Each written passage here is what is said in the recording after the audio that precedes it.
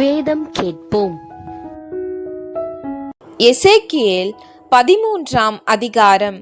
கர்த்தருடைய வார்த்தை எனக்கு உண்டாகி, அவர், மனுபுத்திரனே, தீர்க்க தரிசனம் சொல்லுகிற இஸ்ரவேலின் தீர்க்க தரிசிகளுக்கு விரோதமாக நீ தீர்க்க தரிசனம் உரைத்து தங்கள் இருதயத்தில் இருக்கிறதையே எடுத்து தீர்க்க தரிசனம் சொல்லுகிறவர்களோடே நீ சொல்ல வேண்டியது என்னவென்றால், கர்த்தருடைய வார்த்தையை கேளுங்கள்.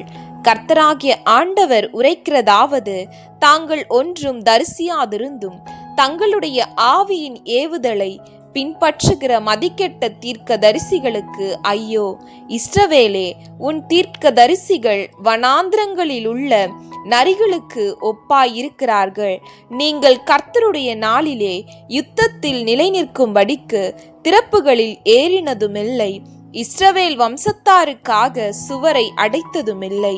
கர்த்தர் தங்களை அனுப்பாதிருந்தும் கர்த்தர் உரைத்தார் என்று சொல்லி அவர்கள் அபத்தத்தையும் பொய்க்குறியையும் தரிசித்து காரியத்தை நிர்வாகம் பண்ணலாம் என்று நம்பிக்கையாய் இருக்கிறார்கள். நான் உரைக்காதிருந்தும் நீங்கள் கர்த்தர் உரைத்தார் என்று சொல்லும்போது அபத்தமான தரிசனையை தரிசித்து பொய்க்குறியை சொல்லுகிறீர்கள் அல்லவா? ஆகையால் கர்த்தராகிய ஆண்டவர் உரைக்கிறது என்னவென்றால், நீங்கள் அபத்தமானதை சொல்லி பொய்யானதை தரிசிக்கிறபடியினால் இதோ நான் உங்களுக்கு விரோதமானவர் என்று கர்த்தராகிய ஆண்டவர் சொல்லுகிறார். அபத்தமானதை தரிசித்து பொய்க்குறியை சொல்லுகிற தீர்க்க தரிசிகளுக்கு என் கை விரோதமாயிருக்கும். அவர்கள் என் ஜனத்தின் சங்கத்தில் இருப்பதுமில்லை, இஸ்ரவேல் வம்சத்தாரின் அட்டவணையில் எழுதப்படுவதுமில்லை, இஸ்ரவேல் தேசத்துக்குள் பிரவேசிப்பதும் இல்லை. அப்பொழுது நான் கர்த்தராகிய ஆண்டவர் என்று அறிந்து கொள்வீர்கள். சமாதானம் இல்லாதிருந்தும் சமாதானம் என்று சொல்லி அவர்கள் என் ஜனத்தை மோசம் போக்குகிறார்கள். ஒருவன் மண் சுவரை வைக்கிறான், இதோ மற்றவர்கள் சாரமில்லாத சாந்தை அதற்கு பூசுகிறார்கள். சாரமில்லாத சாந்தை பூசுகிறவர்களை நோக்கி, அது இடிந்து விழும் என்று சொல். வெள்ளமாக பெருகுகிற மழை பெய்யும். மகா கல்மழையே, நீ சொரிவாய். கொடிய புசல் காற்றும் அதை பிளக்கும். இதோ சுவர் விழும்போது நீங்கள் பூசின பூச்சு எங்கே என்று சொல்வார்கள் அல்லவா? ஆகையால் என் உக்கிரத்திலே கொடிய புசல் காற்றை எழும்பி அடிக்க பண்ணுவேன். என் கோபத்திலே வெள்ளமாக அடிக்கிற மழையும் என் உக்கிரத்திலே நிர்மூலமாக்கத்தக்க பெருங்கல்மழையும் சொரியும் என்று கர்த்தராகிய ஆண்டவர் சொல்லுகிறார். அப்பொழுது நீங்கள் சாரமில்லாத சாந்தை பூசின சுவரை நான் இடித்து அதன் அஸ்திபாரம் திறந்து கிடக்கும்படி அதை தரையிலே விழப்பண்ணுவேன்.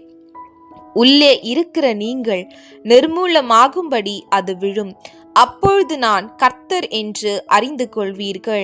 இப்படி சுவரிலும் அதற்கு சாரமில்லாத சாந்தை பூசினவர்களிலும் நான் என் உக்கிரத்தை தீர்த்து கொண்டு, சுவருமில்லை, அதற்கு சாந்து பூசினவர்களும் இல்லை, எருசலேமை குறித்து தீர்க்க தரிசனம் சொல்லி சமாதானம் இல்லாதிருந்தும் சமாதானம் உண்டென்று தரிசனம் காண்கிற இஸ்ரவேலின் தீர்க்க தரிசிகள் இல்லாமற் போவார்கள் என்று உங்களுக்கு சொல்லுகிறேன் என்று கர்த்தராகிய ஆண்டவர் உரைக்கிறார். மனுபுத்திரனே, தங்களுடைய இருதயத்தில் இருக்கிறதையே எடுத்து தீர்க்க தரிசனம் சொல்லுகிற உன் ஜனத்தின் குமாரத்திகளுக்கு எதிராக உன் முகத்தை திருப்பி அவர்களுக்கு விரோதமாக தீர்க்க தரிசனம் உரைத்து சொல்ல வேண்டியது என்னவென்றால், ஆத்துமாக்களை வேட்டையாடும்படிக்கு சகல கைகளுக்கும் தழுவணைகளை தைத்து அந்தந்த வயதுள்ளவர்களுடைய தலைக்கும் தலையணைகளை உண்டு பண்ணுகிறவர்களுக்கும் ஐயோ! நீங்கள் என் ஜனத்தின் ஆத்துமாக்களை வேட்டையாடி அவைகளை உங்களுக்கு உயிரோடே காப்பாற்றுவீர்களோ? சாகத்தகாத ஆத்துமாக்களை கொல்வதற்கும் உயிரோடே இருக்கத்தகாத ஆத்துமாக்களை உயிரோடே காப்பாற்றுவதற்குமாக நீங்கள் பொய்க்கு செவி கொடுக்கிற என் ஜனத்துக்கு பொய் சொல்லுகிறதினாலே சில சிரங்கை வார்கோதுமைக்காகவும் அப்பத் துண்டுகளுக்காகவும் என்னை என் ஜனத்துக்குள்ளே பரிசுத்த குலைச்சல் ஆக்குவீர்களோ என்று கர்த்தராகிய ஆண்டவர் உரைக்கிறார். ஆகையால் கர்த்தராகிய ஆண்டவர் சொல்லுகிறது என்னவென்றால், இதோ நீங்கள் ஆத்துமாக்களை பறக்கடிக்கும்படி வேட்டையாடுகிற உங்கள் தழுவணைகளுக்கு விரோதமாக நான் வந்து அவைகளை உங்கள் புயங்களிலிருந்து பிடுங்கி கிழித்து, நீங்கள் பறக்கடிக்க வேட்டையாடுகிற ஆத்துமாக்களை நான் விடுதலை பண்ணி உங்கள் தலையணைகளை கிழித்து என் ஜனத்தை உங்கள் கைகளுக்கு நீங்களாக்கி விடுவேன். அவர்கள் இனி வேட்டையாடப்படும்படி உங்கள் கைகளில் இரார்கள். அப்பொழுது நான் கர்த்தர் என்று அறிந்து கொள்ளுவீர்கள்.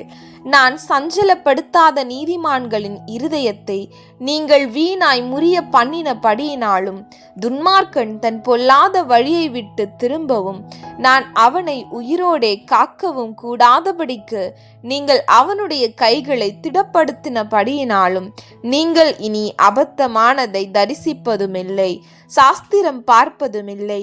நான் என் ஜனத்தை உங்கள் கைகளுக்கு நீங்களாக்கி விடுவேன். அப்பொழுது நான் கர்த்தர் என்று அறிந்து கொள்வீர்கள் என்று சொல் என்றார்.